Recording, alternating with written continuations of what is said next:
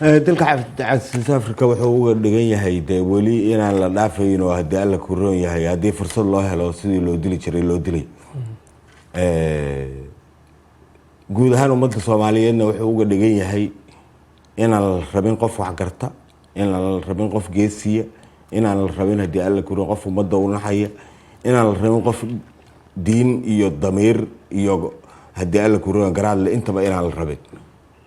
taasna ummadda Soomaaliyeed uga dhigan yahay wuxuu uga dhigan yahay qof kasta oo wax gartaa inuu istifaaco kaba soo qaad ayaa darada ugu weyn waxay tahay Cabdicasiis hadda waxaa lagu dilay wiil qarax lagu soo xiray waa laba bashar oo isla mid ah ma ogtahay dameer xumo ka weyn ma jiro in lagaa dhaadhiciyo naftaada in xabad inta laga dhigo qof kale lagu dilo ma ogtahay naftaada inta bam laga dhigo in lagu yiraahdo nin adiga kula mid ah lagu dilayaa naftaadi dameer xumo ka weyn ma jiro laba wiil oo 9 bilood ku wada dhalateen oo hooyo idin wada dhashay oo idin soo barbaariday oo simanaatiin Soomaa adaa qarax lagugu xiraa hebel lagugu dilaa balka war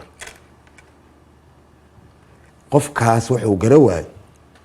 war inta xabad ku rido aan cararo xataa ninkay taxbadeeyo aan cararo moogtahay intaas ayuu keeni waayo qofka maskaxdiis maxaa laga dhigtay marka qofkii robot mishiina oo la isticmaalayo oo risaas laga dhigtay oo hebel inta lagu dhufto lagu dilaayo bal ilaahan kugu dhaarsho qofkaas bini'aadanka sida raqiista looga dhigay qof dameerkiisu aqbali karo qof adiga kula mida xabadii lagu dili lahaa laga dhigo waxa badayna waa carara xataa intaas maskaxdiisu keen weys waxay ku tusaysaa dadka sida maskaxda looga dilay sida hadii alla ku reeyo dameerkii uu dhintay sida loo isticmaalayo bashar adiga kula mida in xabad lagaaga dhigo ee lagugu dilo macnaha bini'aadanimo meesha ugu hooseydo islaamnimo ka soo tag diin ka soo tag qiyam ka soo tag waxa ka dhintay bini'aadanimadii dameerkii bini'aadanka ka dhintay inaad aqbasho xabada lagaaga dhigaa nin adiga kula mid ah lagugu dila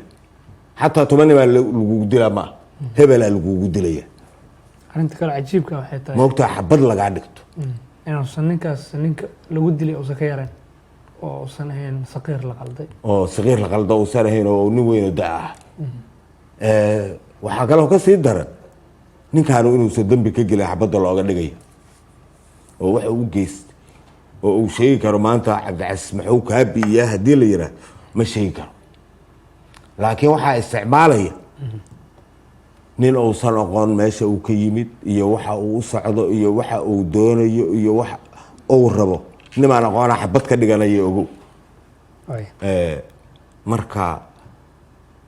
horta bini'aadanka raqiisa laga dhigay waxaan siraan ugu mararka qaar ma dukaamo iyo suuq dadka lagu gadaa jira moogta nafta bini'aadanka lama gado war ilmahan xagee laga keenaa moogta qofka aqbalay bama lagugu xiraya hebel lagugu dilaya ilaahan kugu dharshay marka waa dameer xumo weyn dadkaas waxaan isleeyahay ayagaa dhibaato u dhiban wiilka ku qancay in haddii alla ku roon yahay nin dalhu oo ka dhigto risaasta uu isticmaalay